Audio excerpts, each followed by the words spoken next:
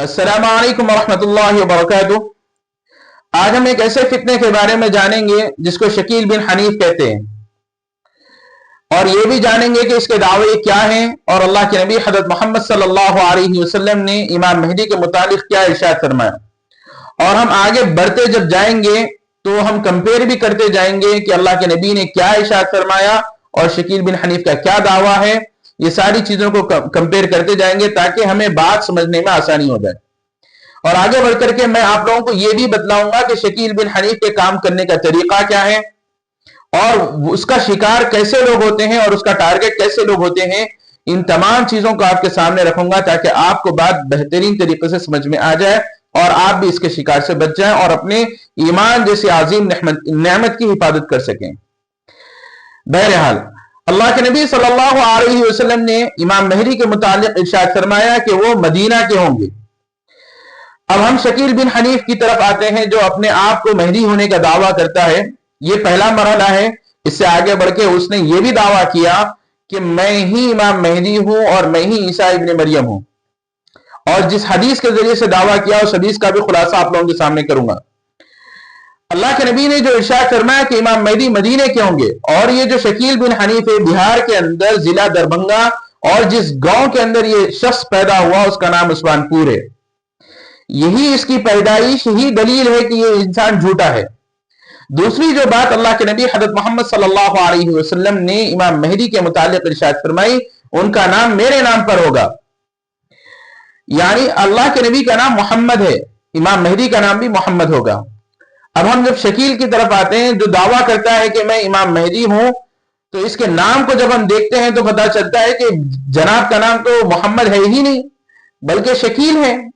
उसका नाम भी खुद इस बात की दलालत है कि इसका जो दावा है झूठा है। अब जनाब जो लोगों को फिराने के लिए, लोगों को बहकाने के लिए मक्कारी के साथ, झूठ और फरेब के साथ जो चालें चलता है कि मेरा नाम मोहम्मद शकील बिन हनीफ है और मैं सादात खानदान से हूं, और उसकी कड़ी जो जोड़ता है वो भयानक तरीके से जोड़ता है जिसका न सर होता है ना पैर होता है। अगर कोई अक्लमंद इंसान जो दीन की थोड़ी सी भी नॉलेज रखता हो उसे वहीं पर पकड़ करके उसके झूठे होने पर मोहर लगा देगा। लेकिन आज मुसलमानों का हाल ऐसा है कि दुनिया तलबी के अंदर अपने दिल और दिमाग को इतना निछावर कर चुके हैं कि उन्हें दीन की फिक्र नहीं रहती, जिसकी बिना पर ऐसे दीन के लुटेरे लोग जब इनके सामने आते हैं, जब अपने दावों को इनके सामने रखते हैं तो वो लोग इनके मुरीद हो जाते हैं और अपने ईमान का सौदा कर देते हैं। शकील बिन हनीफ का नाम मोहम्मद है ही नहीं। अगर वो ये दावा करता है कि उसका नाम मोहम्मद शकील बिन हनीफ है, तो भाई आप ही बतलाओ कि जिस स्कूल में आपने पढ़ा है वहां पर मोहम्मद क्यों नहीं था, जिस कॉलेज के अंदर आपने पढ़ा वहां पर मोहम्मद क्यों नहीं था। लेकिन जब आपको ये हैदा चढ़ा, ये जुनून चढ़ा, ये पागलपन के जब आप शिकार हो गए कि मैं भी एक ऊंट पटांग से हरकत करूंगा और लोगों के अंदर फेमस हो जाऊंगा और मेरी रोजी का जरिया बढ़ जाएगा, तब आपने ये नाम लगाया कि मोहम्मद शकील बिन हनीफ हूं मैं।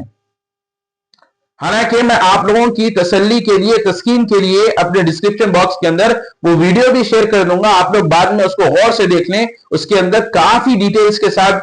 इसकी स्कूल की लाइन को, इसकी कॉलेज की लाइन को, इसकी जाए पैदाइश को, तमाम हरकत को नकल किया गया है।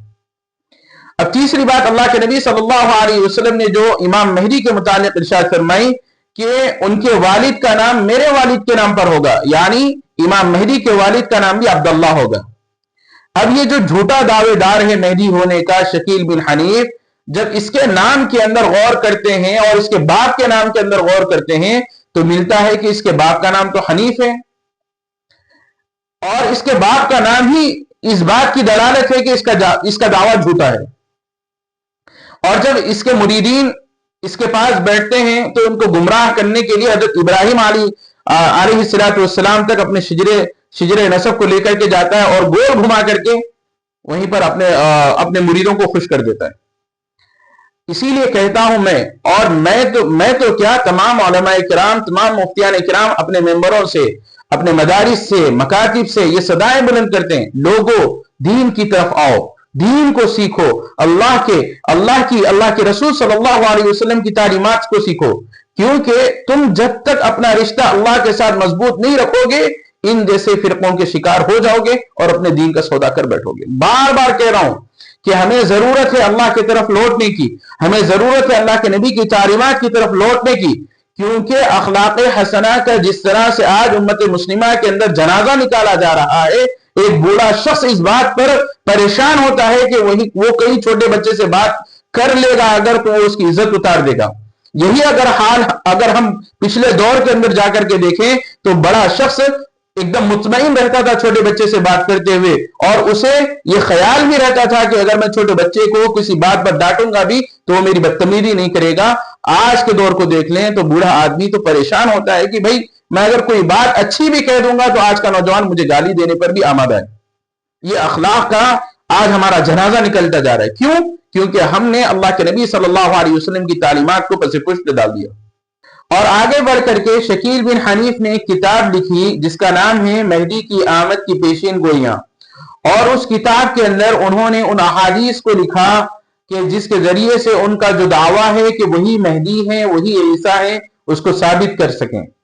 اور سب سے پہلی جو حدیث انہوں نے پیش کی ابن ماجہ کی، وہ حدیث یہ ہے لا مہدی الا عیسیٰ۔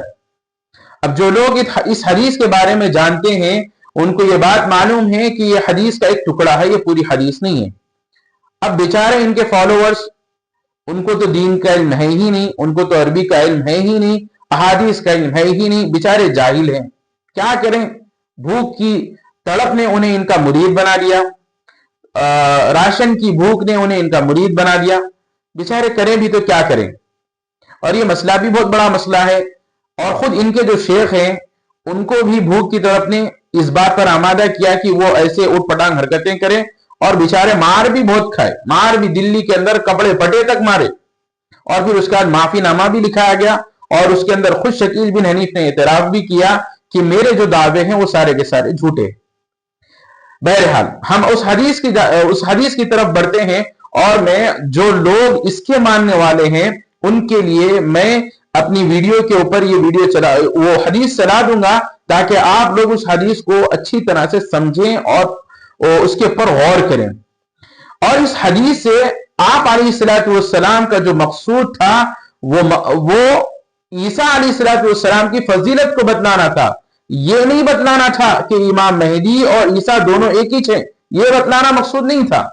اور اس سے آگے بڑھ کر کے میں آپ لوگوں کو یہ بات کہہ دوں کہ یہ حدیث موضوع ہے، اور حدیث موضوع کے ذریعے سے عقیدے کو ثابت نہیں کیا جا سکتا۔ اور آپ لوگوں کو یہ بات سن کر کے حیرت ہوگی کہ جناب شکیل بن حنیف اس بات کا بھی دعویٰ کرتے ہیں کہ وہ وہی کام کرتے ہیں جو اللہ نے انہیں ذمہ داری دی ہو۔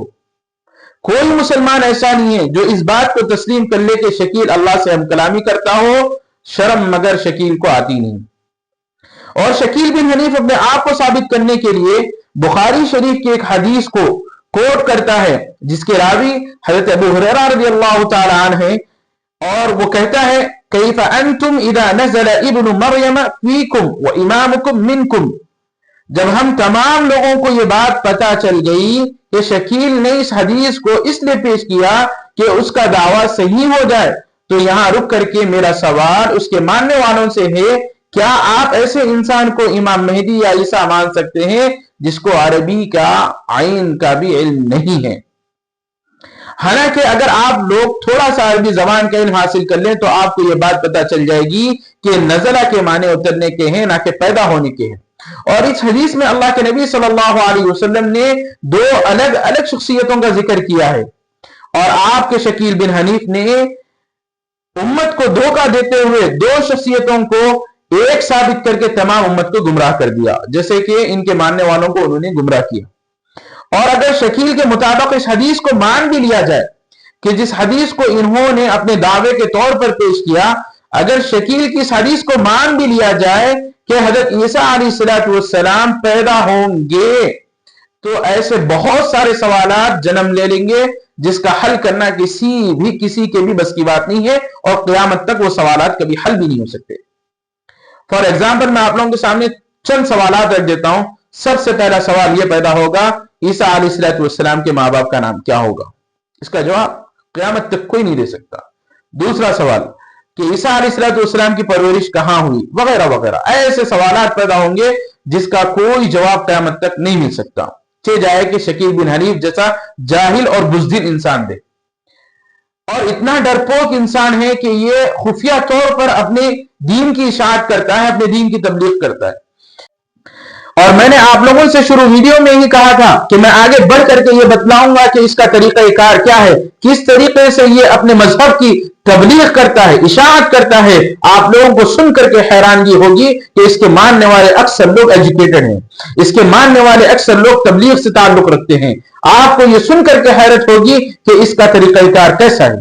سب سے پہلے یہ کسی کو ٹارگیٹ بناتے ہیں، جب وہ ٹارگیٹ سیٹ ہو جاتا ہے پھر اس سے ملاقات کرتے ہیں، پھر دوسری ملاقات چند دنوں بعد کرتے ہیں، اس دوسری ملاقات میں سامنے والے کا تعارف لیتے بھی ہیں اور اپنا تعارف کراتے بھی ہیں، پھر تیسری ملاقات کے اندر سامنے والے کی خوبیاں اور بڑائیاں بتلاتے ہیں، پھر چوتھی ملاقات کے اندر ان خوبیوں سے اپنے آپ کو متاثر بتلاتے ہیں اور سامنے والے کی دعوت کے خواہش مند ہوتے ہیں، اور اسی دعوت کے اندر یہ سامنے والے کو تول لیتے ہیں کہ اس کے پاس کتنا دین کا علم ہے یا کتنا دین کا علم نہیں ہے۔ جب انہیں اس بات کی اچھی طرح سے تحقیق ہو جاتی ہے کہ سامنے والے کے پاس دین کا علم نہیں ہے، تب جا کر کے یہ اپنے جال کو اس کے پر پھیلاتے ہیں اور اسے شکیل بن حنیف کا مرید بنا دیتے ہیں اور اس کے پاس سے ایمان جیسی عظیم نعمت کو چھین لیتے ہیں۔ اور اس کے اندر ذمہ دار کون؟ ماں باپ،